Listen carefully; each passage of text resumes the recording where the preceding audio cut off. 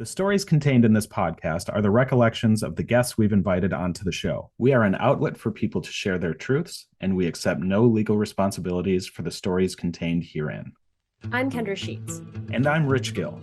And this is Enough, a podcast that aims to shine light into the darkened corners of the music industry while discussing the ways we can and should improve ourselves and, in turn, our community. This podcast may contain graphic descriptions of sexual abuse and assault, including rape. These accounts can be triggering, especially for those who have also experienced sexual trauma. If at any point during this podcast you feel yourself getting triggered, we suggest taking a break and taking care of yourself before continuing. But we do ask that you continue if you are able. These conversations can be mentally and emotionally taxing, but they are so important to have. Welcome back to another episode of the Enough podcast. We are here today with our guest, Matt Allen, aka Nur-D. Would you like to give us a bit of an intro about yourself, how you got into music, what you do, just everything Nur-D? Yeah, first of all, thank you so much for having me. This is such a dope time in my career, so it's cool to be able to talk to people and stuff like that. I'm having a blast. For those of you who've never heard of me before listening to this wonderful broadcast for the first time, my name is Nur-D. It's Nur-D, and I've been doing hip-hop here in the Twin Cities and around the world now for about 6 years. It would have been 6 years in February. And yeah, I'm from Rosemont, Minnesota, which is a small town in Minnesota, the suburbs. And originally I was born in the Bronx, New York. And this was my Hail Mary pass before I started, working at Costco or something. I was in a rock and roll band for all of my high school and then college life. I was in a rock and roll band. And then when that ended, that stopped, I was like, I really want to keep doing music, but I want to kind of be more myself. I want to be the goofy, weird sort of nerd that I am. So I was like, well, I'm going to try this. And I started doing these hip hop competitions, these open mics, and I was winning a whole bunch. And then ever since that, I've just kind of been going from strength to strength. It's been really wonderful. I have an amazing band called Your Friendly Neighborhood Spider Band. And so they sometimes back me up. And it's 13 of us all together. So it's a big old group. Oh, wow. Yeah. So we play all across the country.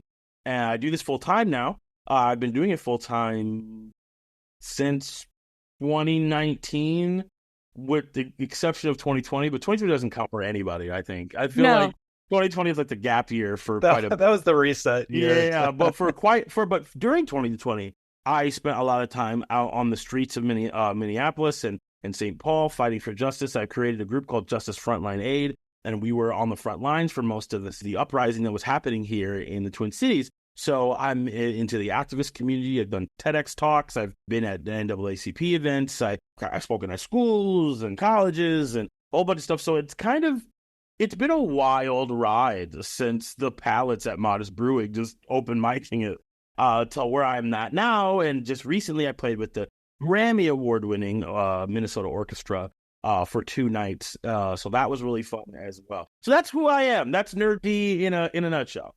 One thing that I think is really interesting and very cool about your career is, as someone who lived in Minneapolis for a long time, I moved there in 2003, and there's a very rich history of hip hop in Minneapolis. I mean, there's a lot of people who aren't in the big groups who do it, but there's, these camps that got really huge, and you kind of came in and blew that up from not being involved in any of it. Yeah. And and it was really awesome to see, all of a sudden it's oh, this dude Nur-D is popping up everywhere, and it was super cool. So I don't know if you ever watch anime or anything like that, but there's always the character that always comes in and no one really knows about. Like in the One Piece, Luffy goes into the tournament and everyone's like, who is this weirdo? We've been fighting in this tournament for years, and we know each other. We know each other's moves. We know what everybody's going to say. And then all of a sudden, here comes this weird kid, and he's just stretching around and punching people. That's kind of how I felt like when I came into this hip-hop scene. It was a lot to learn. There was a lot of history, which is something that I got to learn and got to experience as well. But yeah, I think it was sort of a boon, I will say, for me to not be beholden to the way things are quote-unquote supposed to be. I just sort of showed up and was like, I'm just going to have fun. and people have been vibing with that energy. Yeah, no, it's been great to see. And with that, you have also done some stuff with the survivor community in Minneapolis and are very tied into that. And that is sort of what we're here to talk about today. And especially a very like line in the sand stand that you took where you will now play venues that don't support survivors, which is huge. And, we kind of like to talk a little bit about that if you want to kind of tell us how that came about. Yeah, let's get into it. Yeah, of course. Let's get into it. So this is this is relatively recent as far as in like me making a stance about it here, but like this isn't the first time. This isn't new for Nur-D as like a camp. I remember a show back in Wisconsin. It was the Wisconsin Hip Hop Festival, and while I was out there, there was the person that was in the crowd, and they were having a very like visibly tough time. They went and told my merch person at the time that the person who was performing was their assaulter, their abuser. Obviously, trigger warning if you're listening to this for all the kind of context that comes with that. So I'm going to start. Our whole podcast is a trigger warning. Cool, you don't have to worry. I want to make sure. You never know. This might be a first time listen. I don't want, all that to say that, her rapist was performing. And so she just had told my merch person this, because it's one of those moments where when someone's brave enough to have that, it might not be at the most quote unquote convenient time for everybody around. So it came out to my merch person. My merch person told my DJ told me. And then I first made sure this person was okay. They were not. I got them into a Uber, I got them home, and then we went to the person throwing the show, and we were like, yo, this person is here. They've already performed, but like they're making people feel uncomfortable with their presence. I would rather them not be here. I'm the headliner of this particular show. It'd be cool if this person wasn't here. I don't really like to throw my weight around like that, but it was just like, they've already performed. So they've already performed, we can usher them out. You don't have to make a big deal out of it. It's just that I don't know who else is affected by this person. I'd rather this not be a thing. They refused to do that. And so we left. I'm not gonna do that then. Like, I'm not gonna rock with that. I'm not co-signing that. And it was tough because a lot of people had come to see me. But that was the decision that we made. And so that was sort of like the first public instance of me just being like, the reason I said something, I was like, yo, there are people coming to see me. I'm not going to be there. We told them, so I had to tell them why they wouldn't see me there because I didn't want to be like, I'm just not coming. And I let them know, and also for their own safety. If this person is allowed to hang out and chill here, I don't know what else is being allowed to hang out and chill there. And so it was a very, contentious moment, my DJ just walked up on stage, started unplugging the shit. We just glad we were out of here. You know what I mean? While in the middle of someone else's DJ set, we just act up and left. And so that's when people started going, like, oh, Nur-D doesn't play with that shit. And it's real because I don't. So further down the line, there was a friend of the team had come to my DJ Ace, and was like, hey, this other DJ in the Minneapolis music community, they are a rapist. They raped me. Here's the story of what happened, da-da-da-da-da-da. And they just told my DJ. Again, sometimes when these things happen, people just tell. It's like they just said it. We weren't doing anything with this person. It was just, I need to tell somebody this is, I think a lot of people who have been so lucky to have never experienced something like this have no idea how much of a daily struggle that can be sometimes. And sometimes that just comes out. And it's not, you don't get to choose when it comes out. You don't get to choose when it erupts. So it just happened, you know what I mean? And that the thing is that these people aren't even trying to make waves all the time. It's just, it is every day. It is an everyday wake up and this thing's in my head. Both Kendra and I have been the person on the other side there where someone just like opens up to you and it's like, oh, I barely know you, but I've been the person drunk in like a hotel room in Milwaukee being like, why is no one listening to the story? I'm just decided to tell you after we were just having a really nice night. But then I just was like, emotional dump time. Yep. Here's the way to do like 180 your entire evening, but it needed to come out. It needs to come out. You don't have a choice. You really don't. It, like you said, bubbles up and just comes out. It really isn't like someone like actively trying to do XYZ. Sometimes it is just like it's come out and now it's out. You can't unsqueeze the toothpaste. It's out now. And so, so told my DJ. So my DJ told me, with their permission, told me about it because they weren't sure what to do. And that's one of the things about these whole stories that I think some people don't understand because they just see people with a blue check and a lot of followers or whatever. Nobody's trained on anything. Nobody's like, oh, hey, before you get into hip hop, here's some HR training. Here's some, trauma work that you can do. Like, you know what I mean? It's just like somebody told anybody that I don't know what to do. I'm going to talk to my friend about it because I don't know what to do. And so I was like, cool, clocked this person's name, saved it in the book of like, just be aware, of this person. And the survivor was not, I'm not going to the police. I'm not doing XYZ. It just came out. So fast forward a few months. First Avenue, it's a Twin Cities, Minnesota led music venue collective. They own a staggering amount of places in the Twin Cities area. I wouldn't say they have a monopoly on live performance venues, but it is damn near close within the Twin Cities situation. And I have been in all over First Avenue. As was a kid from Minnesota, I've been everywhere. I've played at 7th Street. I've played in the main room. I have done the Fine Line. I reopened the Fine Line after the lockdown put us out with it. I reopened the Fine Line. I've been on their panels, specifically panels about how to make the music industry and local Minnesota scene more safe and inclusive for everybody. And I was in their Save Our Stages coloring book. So I was very much a part of First Avenue's artist family, as one would call it. They asked me to do their Halloween party. Every year they do a Halloween party and they have a host, and I had hosted the year before, and so they'd asked me to host again. And I was like, yeah, that sounds fun. This could be a thing. As you're an artist, you always got to have secondary income. Of course, yeah, sure, 2 years in a row I'll do it. I asked them, well, who's performing? Because it's a DJ night. It's not like an artist night. So who's performing? And they said, oh, the usual suspects. We'll let you know when we get when it's closer. And I said, okay, cool. Because at this point, I'm just hanging out. They post the show without talking to me about who was on it. They just post the graphic of who's going to be on the show that night. That's how they let you know. That's how they let me know. And I was just like, oh, okay. And I'm looking through the names, and then I see the name of the abuser that I was told about. I see that, and I'm like, oh no. And I'm going to even say this thing here because I want people to, like, who are hearing this to understand, not everybody makes the right call right away. Because I remember when I was on tour, I had seen this person on a First Avenue bill then. And I remember thinking to myself, ooh, I feel like someone should say something, especially because that bill featured, it was for 420 of like recreational cannabis use here in Minnesota. And so I knew there were going to be a bunch of people there who were going to be under the influence. And I knew that our state representatives were going to be there. And I knew that there was like a thing.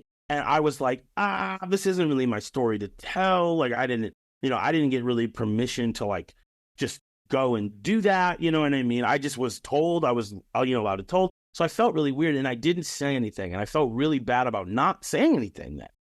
But now here it is on my doorstep. My name's here, their name's there. And I was like, I can't in good conscience. I can't do this, or at least I can't not say anything to anybody. So I immediately emailed them. I emailed the booker who booked me and a person who books quite a few people in the Twin Cities area. They are one of, if not the main booker at First Avenue. I asked if I could meet in person. They said, I can't do it, but we can have a phone call. I said, sure. Okay, it's important. Let's do it. We get on the phone call. I say, hey, I'm going to tell you something. It's a lot. Once I tell you, I can't untell you. But this needs to be said, and da-da-da. This person, I was told that by the survivor, that this person had raped them. They are on the bill. I don't know what we should do about this, but I don't feel comfortable being on a bill with someone like that. What do you think we should do? And what does First Avenue want to do? With this phone call lasted... I'm so worried. I'm so worried with what you're about to say. This phone call lasted less than 60 seconds. Shit. There was no follow-up questions. There was no when, where, or who. It was just, okay, probably the best thing is to take you off the show. To take you off the show. Take me off the show. Right. And so I said, if that's what you want to do, it's your stuff. Like, I can't do anything about that. Like, yeah, I think it'll be easier. I mean, yeah. Like, okay, I guess. And then that was the end of the phone call. I remember sitting in my car because I didn't even get a chance to, I wasn't sitting anywhere, I was driving. And I was just like, wow, that phone call really lasted like 45 seconds. That's crazy. Like, and then I get a text message. Thank you for letting me know. We're going to work on this. They'll probably be removed, but we're just going to, I'll let you know. And I said, okay. So are you. So. Yeah, I'm already off the show. So I'm like, okay, I guess. I mean, but good. If that's the plan, fine. You know what I mean? I don't need to be a part of it as long as, you know what I mean? If it needs to be like you both can't be on it. I don't know why anyone would do it that way, but I also don't run a music venue. But I'm set to do a show at the Fine Line that's owned by First Avenue on Saturday.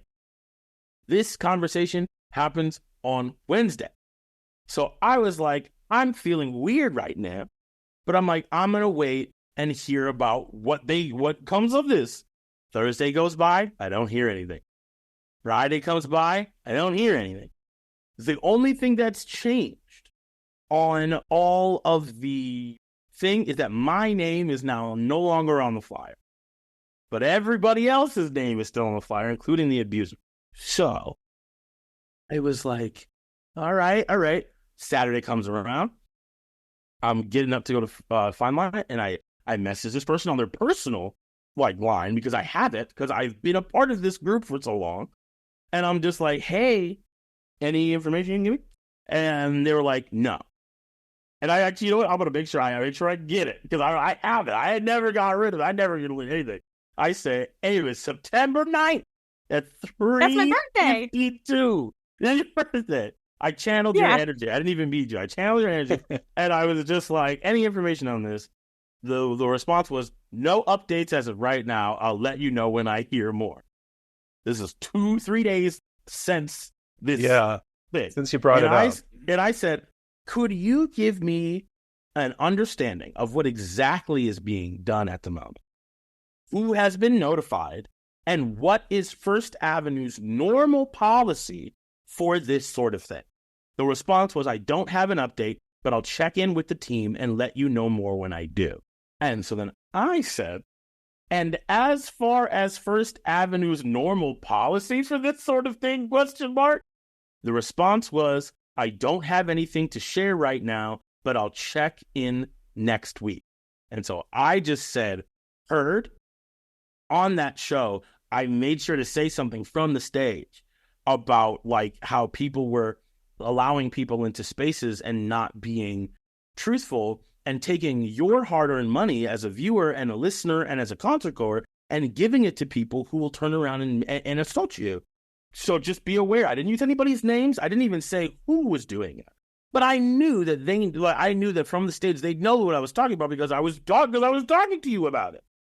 Right. Yeah. And so I saw them in the hallway when I was walking by, and they tried to say hi to me, and I just looked at them because I was just like, what do you think this is? It made me feel crazy. I know it's not, they were trying to gaslight me, but it made me feel like it was some sort of test, because I was like, you know who I am, right? Like, this whole time you've been parading me around as this person who fights for justice. I'm on the street. You've been saying how cool that is, and da-da-da-da-da. And you were real quick to put up, Black Lives Matter and give George Floyd a big old red star on your thing. And so you've been champion and we're safe space and da-da-da-da. So I don't know exactly why you thought I wouldn't respond in such a way, why I wouldn't take this so seriously.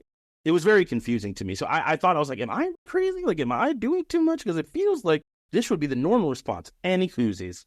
That Sunday, I drafted up an email saying everything that I just told you with a little bit more detail, but everything that I just told you. Monday, I get a response, hey, the owner of First Avenue would like to meet with you. And I was like, cool, I would like to meet with them. At this point, I have not told anybody what was going on, with the exception of my band, because I wanted to give them the option to leave Fine Line should they want to. I was like, I don't want to make the person who we're opening for's night harder by just having their opening act walk out. They didn't do anything, and they don't know, so I'm going to still perform my set for them. If you don't want to do that, knowing this information, please don't. Please, you're free to leave. I'll still pay you. You know what I mean? I want to make sure that you have that option. And also, I plan on saying something from stage. If a lot of you guys are independent artists yourselves, if you don't, I understand that's a big swing against a really big group of people here. If you don't want to be on stage when I do that, I'm going to do it after this song. Feel free to leave and you can back up, and I won't hold it against you. Not an issue. Nobody left. My band is amazing. Nobody left. So I send that email on Sunday. They get a reply on Monday. We're supposed to meet on Friday. I go there. I meet on Friday.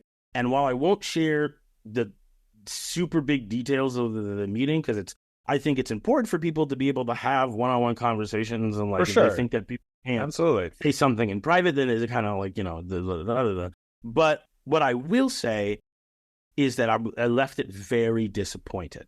I left it very disappointed on how this was being thought about. And the thing that I can share is that they had no idea about what I was talking about until my email came in. Apparently, my email was the first this person was hearing about. And so talking to the team was not something that happened. If there's a person in your organization, let's say you're working at McDonald's, and a customer comes to you and says that McDonald's employee or someone who's coming into this McDonald's just did this thing to me. And their response is to say, okay, and then never tell anybody. Fire that person. I don't care what the reason is, because if they've done it once, chances are they've done it a bunch of times. This is a music venue. We have a whole lot of people coming through here. So many names in the Me Too and Twin Cities people went through First Avenue, because where else are they gonna play? To allow someone who would have that information and at no point share it with the people who need it to be shared with, to me, is a massive red flag. It's a red flag of the highest order. How can you trust that this isn't the 90th time this has happened? I'm not even saying that they did anything. It's just not allowing things to be investigated, not allowing things to happen. They don't know whom, they don't know when, they don't know where, and they didn't ask it in the phone conversation I had or in the meeting that I had with the owner of First Ave. It was ignorant. I don't want to know. If I don't know, then I don't have to do anything about it. But at the end of that meeting, the three tangibles that we were stuck on was that there was going to be an email that was set out to all the staff about, if someone brings something to you in such a manner, this is the policy to go through. Because that was also one of my things. If your people can't tell you what the policy is, that's a red flag, especially when their job is to be the liaison between you and us. And then they asked me to ask the survivor if they would be willing to talk to them. And I said, and this is the bit that I didn't say at the beginning because I think the context of all this is important. But when I talked to the survivor about the phone conversation that I had, they told me, I've actually already talked to First Ave about this person. They gave me the receipts of the conversations that they had, and this was a year ago. I can vouch for that also. Yeah, a year ago. I can't. My jaw is on the ground. So I didn't know this. So when I was taking it as the benefit of the doubt, I was just like, oh, okay, this is a lot to drop on someone. Maybe they're just scrambling because this person plays a lot of shows with them. Maybe you know what I mean? So I was just like, okay. And then when I heard that, I was like, wow. That's when I started asking, hey, what's being done? Because I know you already know. So what's going on? And so I told them they've already talked to you about this. I know they have because I have the receipt. So I know they already talked to you. But I will ask and see if they would be willing to talk to you again.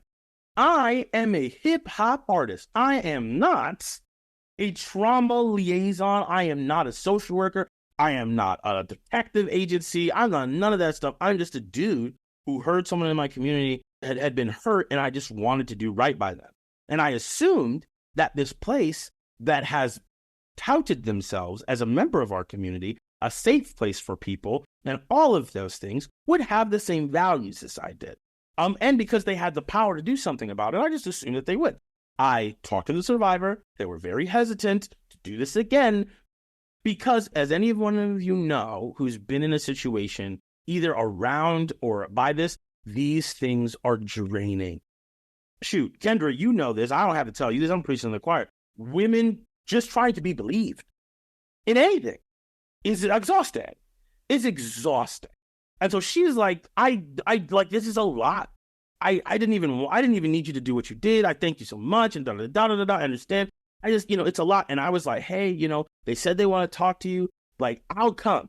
I'll be there. Like, it won't just be you alone with this people. Like, I will even be there. Like, we'll all sit down and we'll talk together. Like, they said they wanted to do this. And so, like, again, despite me being very uncomfortable with the way the conversation went, despite all the red flags about no one knowing what's going on and what's happening and how that was even handled and how that response was, I was met with that response. I'm a kid from Rosemont. First Avenue is like the dream, like it's the dream. I've walked across the main room stage to get to 7th Street and look at that stage and be like, one day, for years, decades. And over 2020, all of this stuff is going on, and they're making all these declarations and all these promises and all these who we are and what we are as a community. And so I believed them. I just believed them. And it's because I'm naive. That's fine. Like, I just am. I like to think the best of people. So I had no reason to not trust them. So I was like, I'm going to trust you. You never want to believe that, like, a friend of yours is like a creep or would assault someone. You never want to think that your hometown venue is going to do shit like this. Like, just absolutely not caring. Yeah. And so we set up the meeting. It's early in the morning. We're all at this coffee shop, me, my DJ, and this person, waiting, and they just don't come. They don't say why they're not coming. There's no response as to why they're not coming. They just ghost us. And they don't come. And I haven't heard anything from First Avenue since then. When was that? Probably October. Of 2023. Of 2023, yep. They just didn't come. And the survivor was left there, sitting, having mustered up all this courage to once again tell their story. I felt like I had let them down. And I had said, like, it's going to be all fine. And, like, we're going to have this conversation. I'm going to be here. And you're, you know what I mean? And we can talk about it. And we can talk about what you need. You know what I mean? And they were not even like, we're going to destroy everything, we're going to burn everything. No, they just wanted to have some accountability and to talk about it. And this person's not Elvis, all right? Like, it's like, if this person doesn't play ever again, you won't even know. Yeah. So I'm not trying to be a dick. I'm just like, you know what I mean? Right. It's not Elvis. It's just a guy. There are 1,000 DJs in Minneapolis. If one of them stops playing, it's going to be okay. No, the record wouldn't even skip. That's all I'm saying. It was so wild that they had chosen this person over this survivor. And everything that they had been stating for over a year during Celtic. Yeah. And so they just ignored it. And so upon that no-show of the meeting and the no conversation, I was like, all right, now I have a decision to make as an artist. I could just never play at this place again, or I can just be like, so sorry they treated you that way, and I'm cool with you, but it's First Avenue, so you know what I mean? Those were my two options.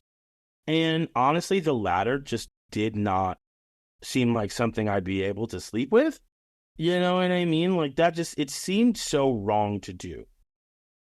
What I was asking them to do was to maintain a relationship with someone who doesn't like rape and could make them a lot of money by throwing shows there, like as myself. I don't like rape. And so if you want to maintain a relationship with me, you could just not have a rapist around. And instead, they decided to be like, no, which to me would make me feel like there is a reason that you want rapists around. I don't know what that reason would be because I don't understand why anyone would want rapists around. But like, there's only one explanation to not wanting to know. Not wanting to know, not wanting to speak to the person, not wanting to have any information on who, where, when, and why. You don't want to have any of that information because you'd be forced to do something if you knew. And so you're just going to keep it out. They haven't said not one thing about any of this. That also says to other survivors that we don't care. We're going to act like we care. But when it comes to putting people on shows or having artists play, it's the profit over the people. Yeah, it's always, and like and that was the energy that I got, is that we are a music venue. I get that you're not a shelter, but like, and this is where I stand on it, and I feel like the world's turning in this way, which I am happy about. But like, you know, slowly, glacier pace. Yeah, it's okay. Those are melting really fast. Yeah, these days, we're speeding it up. We're speeding it up. This is what I'm thinking. Like, okay, I don't take this job for granted. This is a joy to do. But First Avenue, you're a venue. What you ask people to do to pay your bills, to feed your family, is to come into this place and essentially be vulnerable. That is what you're asking people to do. You are literally saying, come into this room where we have all the power, possibly become intoxicated. We'll sell you the intoxicants to be intoxicated and to have even less control. And then come see the people that we think will get you to feel something emotionally. And bring your friends and bring your family. They have children who come to First Ave. Children are allowed in that building. And for them to be like, well, it's not really our business to make sure rapists aren't inside of here, is insane to me. Imagine if a daycare said that. Like, imagine if any other place said that. Like, oh, we don't have to worry about it. Oh, if a hospital said we don't have to worry about if our doctors wash their hands. People are opening up to you when they walk in these doors. They are consuming things that make them not like, and that's their decision. They're adults. They're supposed, like, they could do all that. But like, you're providing the spot. You're opening the door. And if you're not even going to check, if you're not even going to do some due diligence, either it's willfully negligent or there is something about that is something you want.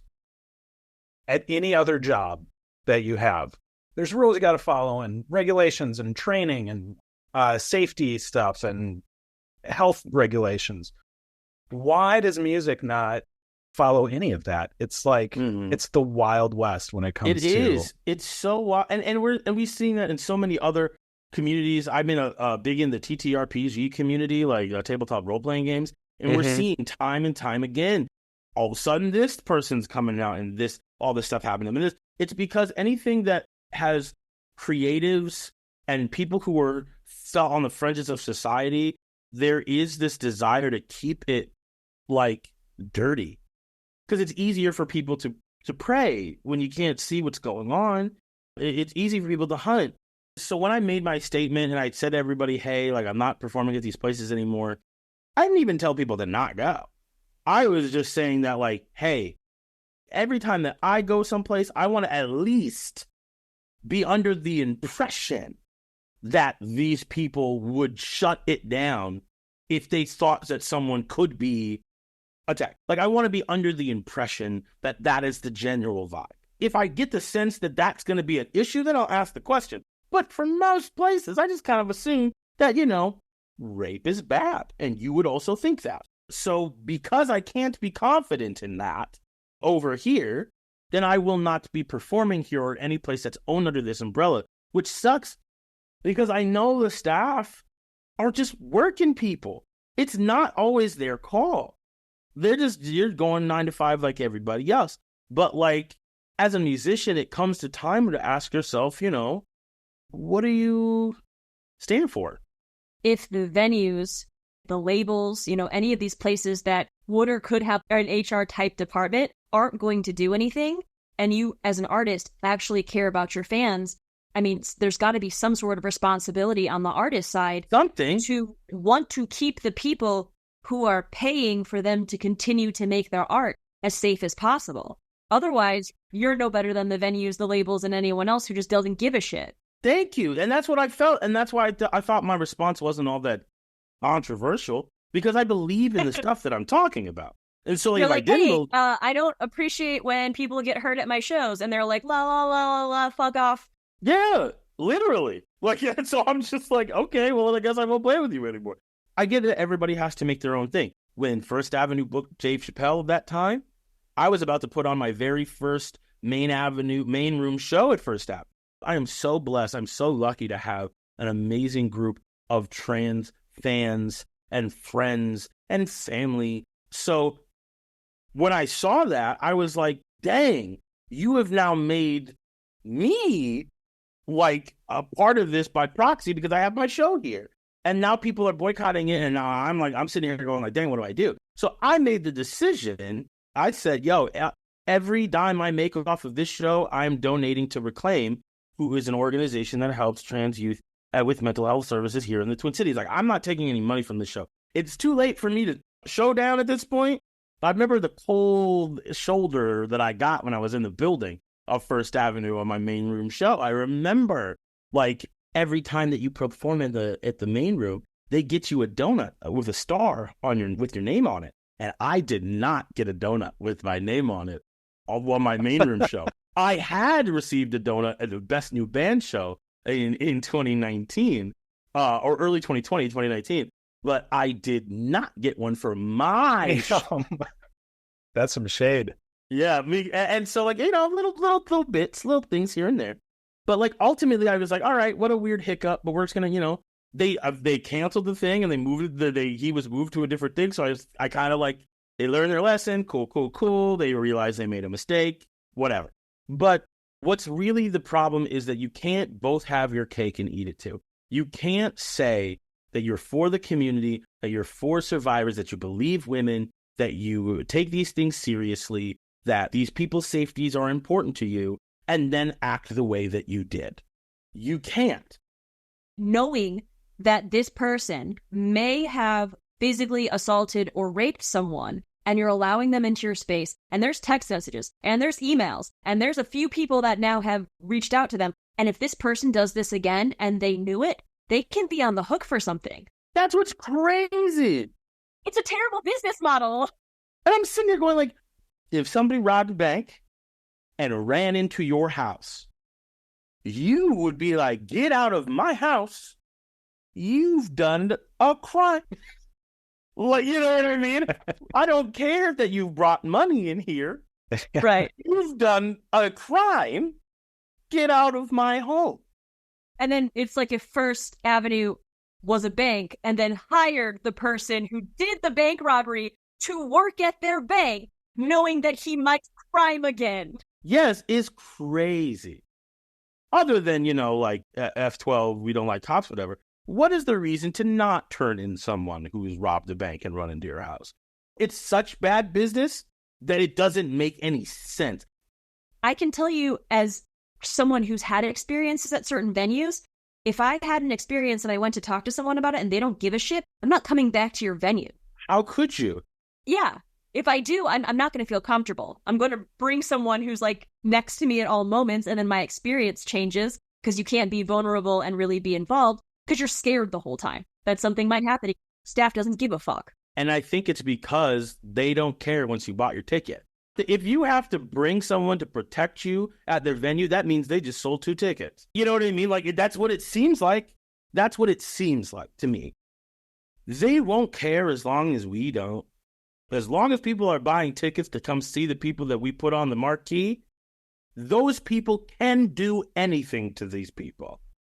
Besides that night in Wisconsin that you mentioned at the beginning of the episode, when did you realize, like, this is an issue and I care about this issue? Were there times where that you can think of that came across your desk and you didn't act the way you should have? You continued on with the show?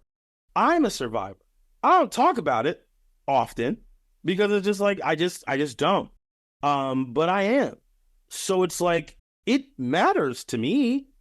It should matter to everyone just because it matters. It shouldn't be a burden that you have to carry for it to matter. So it does. I cared before I was a survivor, and I've cared since. It's just that caring needs to move beyond, oh, that's too bad. And it has to move into action, or else after a certain point, your caring is just a sweeter form of apathy. It's just apathy with sugar on top because you're still not doing anything. I understand that that's hard for up-and-coming artists to do because, well, then where do we play? Where do we get our money? We have a CD release and this company owns almost everything. What do I do? And to that I say, 2020 has showed me that you don't need them. They need you. If everyone just stopped going, it crumbles almost instantaneously. They went to the government to ask for your tax money to keep their doors open. They need you. And so if they're not willing to change, this goes for any venue, mind you, but if they're not willing to change for you to make it a safe place for you to go, then don't go there. Set up in a parking lot. Go play at a different type of venue. A ma and pa shop, a pa and pa shop, a ma and ma shop. You know what I'm saying? Like go someplace. A record store, a local diner. Get creative with it. Rent a U-Haul and drive around playing your music. During 2020, me and DJ Hayes, we did an entire show on top of a van. We drove all the way around South Side on top of this van. It was dangerous. It was dangerous. Very Teen Wolf moment. Yeah, like the decks were sliding on and onto this thing. We're taking turns. We're singing. We had people riding bikes behind us, listening to the show. That's awesome. There are ways to do this that brings the fun back into doing music, because these venues also, think about how they're treating you, up and coming artist. Think about how you're actually being treated. Are you being treated like the kind of person that is bringing them money? Or are you being treated as you should be thankful to be there? Are you being treated like you should be kissing the ground that these people walk on because they're giving you the opportunity to make them money? Ask yourself, if that's how they're treating you and they're doing this, what reason do you have to keep doing it? Other than it's just easier than trying to find your own way. And I know that's a lot easier for me to say because I'm successful now and I was able to use that platform to get successful. But like, I don't know, people used to do minstrel shows too, and they used to be super popular, and now we don't, you know? And yeah, it was a really cool thing to do at the time, but it was never nice. It was never kind. It was never appropriate. And so now we don't do it anymore. So maybe playing for these venues, the type of venues that allow these things to happen, yeah, that might be easier. Yeah, you can make some money, but maybe we just don't do it anymore because it's wrong. I think that idea of getting stuck in the it's easy or this is the way it is kind of cycle is huge. Mm-hmm. Like I know for myself, I run a music website in addition to this, and I take photos and I write. And pre-COVID, there were years where I would just go to show after show, 5-6 nights a week. I would take photos. I would edit the photos. I put the photos on the internet. I'd fly to a music festival. I'd take photos. And there are times where, looking back at some of those photos, there are definitely bands that I shot that had allegations against them, or there was something in the Whisper network. And I was like, well, I don't know about it. I heard about it from someone. I heard about maybe it's true, maybe it's not. There will be someone in attendance of a venue or a festival that I heard something about. It just becomes part of the cycle. Let me know if this resonates with you, because it definitely has made a change in my life.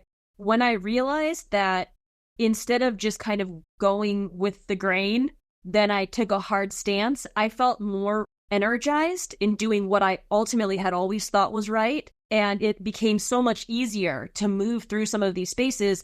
My exhaustion was coming from the fact that I was going with the group in something that I wasn't 100% on most of the time. Mm-hmm. Yeah, that is so real. Just going with the group is, because it's easy. Humans are pack animals. It makes a lot of sense. And we're tired. And it's tired by design. And I say that to people because, again, I was out on the street all 2020. It was so much easier to get people. We were turning people away. We had so many people who wanted to help when we were running food shelves, we were doing all this stuff. And that's awesome. I truly believe that more people care about this stuff than don't. So when I talk about people's apathy, I don't mean it to make you feel bad for not doing anything. What I'm saying is that there's a system that's designed to leave you with 2 spoons at the end of the day, just enough to turn on your TV, turn on your Netflix, and consume the next thing they want you to consume. It's designed that way. For all of 2020, they had enough money in the coffers to give people thousands of dollars a week to just not go outside and to sit and care. To care. They paid you to care about other people for a year. And when people were allowed and given the space and breath and width to care, they did. This podcast started during COVID. It is what it is. It's a design. So I'm not trying to say I haven't thought about that, or I still have gone to a First Avenue show and I heard your thing, but I still went. I'm not trying to say that you're bad. What I'm trying to say is that there's a system that's designed for you to not do anything actively. And you can either decide yourself to do the hard thing and step outside of that system and the safety that system entails, or you can stay in it. But is it safety, though? Because the way that it is structured makes you think that it's safe because it's in a group pack mentality. But what's really going on is very unsafe, not just in regards to rape or assault or abuse, but just the way that the culture is physically draining you of an actual life. Yeah, it is. But it's safety in a herd of sheep. Because while you're in the flock, you're safe. The shepherd's taking care of you. But the shepherd's taking care of you because you are to be consumed. And you're also staring at other sheep's sides and butts and legs all day. You get no view, you get no life. You don't know what's happening on around you. You are here so that when they want to pluck you out and take you, that you're on hand. And that's the world we live in general. That's how capitalism works at the end of the day. And I understand that boycotting a show or not going to a venue won't stop rape across the board. But you know what? It's the little things. And if I've learned anything from Gen Z and this new generation, these kids don't play. They were boycotting McDonald's. McDonald's? I was like, yo, you're fighting McDonald's. And it was working. It's Starbucks, McDonald's. It was working. McDonald's brought down the Soviet Union. Let's understand how powerful McDonald's is. Yeah. when McDonald's was like, yo, hey kids, hey, maybe we're on, we don't really feel that way. I was like, oh, these kids really got these people pressed.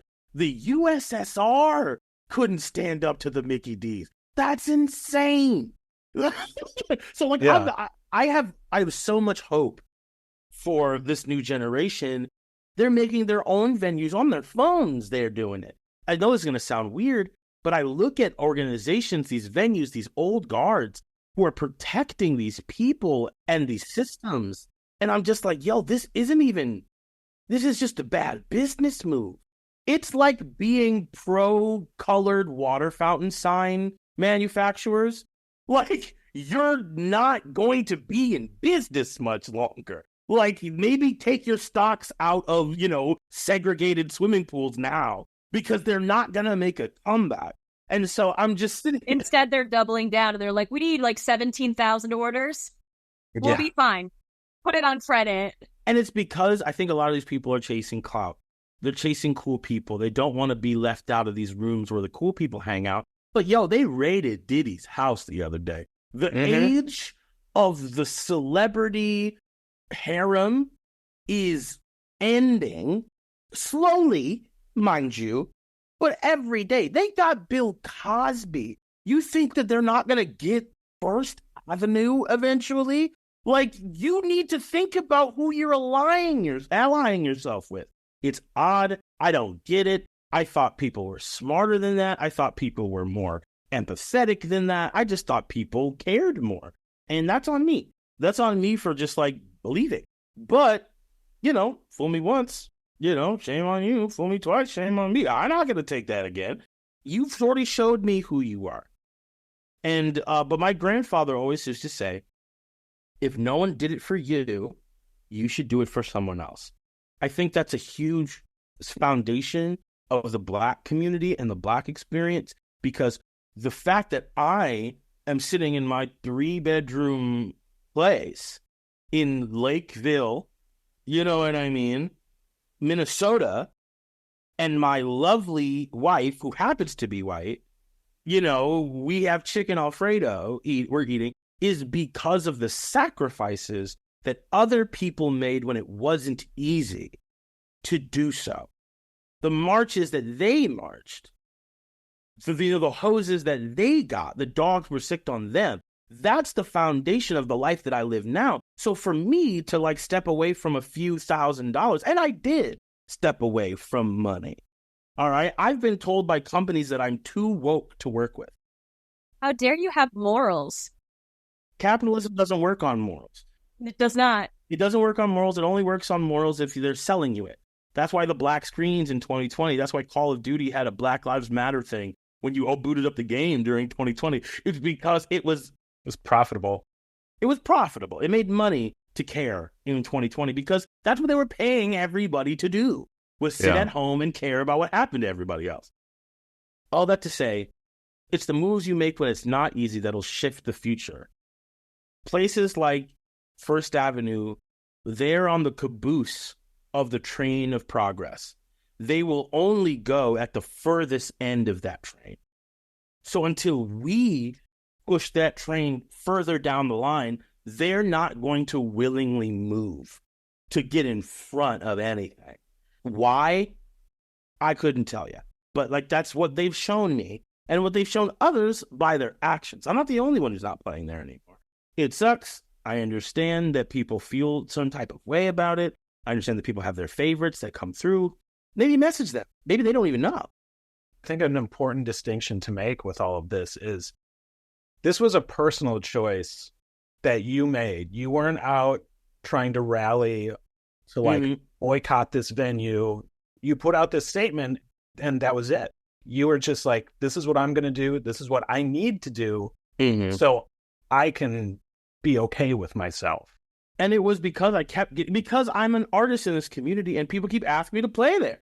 I was having conversations with people being like, hey, we would love you to be at this. It's going to be here. And I'm like, hey, I'm so sorry. I can't do that. Oh, well, we can do it this day. Can you do it this day? And I was like, okay, like, I don't want to keep having to tell you no. And you think I'm just being flaky, or you think that I'm trying to like string you along or ask for more money or anything like that. So I was having these private conversations, and then eventually it was like, this is unsustainable. Yeah. And so I'm just going to make a statement about, hey, so don't ask me to play here. What you do is what you do. I'm just saying, though, I'm not going to be here anymore. And here is why. That's it. Here's the information. Here's the information. This is why. Here's the reason why. And there, I'm done. What you do with that information and how you feel about it and how you choose to move from there is on your decision. It's just like what we do with the podcast. It's just, I don't know. Here's the information. Here's the information. I'm not saying that you have to do anything. I'm just saying I'm not, and here's the information. I do think it's interesting that if once you have this information and you choose to continue to move how you choose to move, That's an interesting thing to see, and I can make my own personal judgments on that accordingly. If I'm honest, I think that it's more sad for them than it is anything else. And like, I had so much respect for them as an organization, as a community fixture. And it's more of a hurt. It's more of a bummer. I'm mad at the rapist.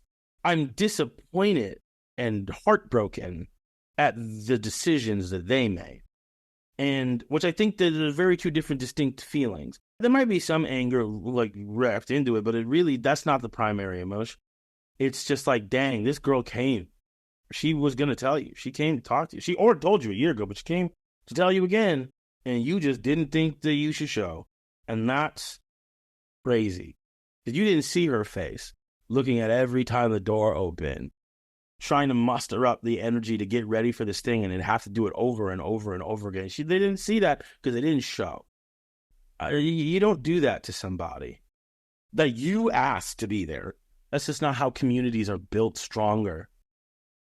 But just last weekend, I went on a show with the Minnesota Orchestra. We sold over 1,700 tickets every night. They couldn't even hold me in the main room if they wanted to.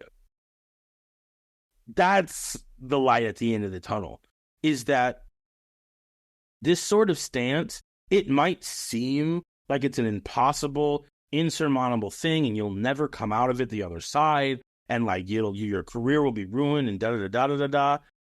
Like, I'm doing fine. And the people who want to work with me will continue to work with me, and the people that don't won't. And I encourage you that if you're worried about taking a stance on something because you think how it might affect your bottom line and your thing, just know that there is a version of this industry that you can make just as much money, and you have just as much acclaim, have just as much fun, and you can sleep at night. It exists. It requires a little bit of work.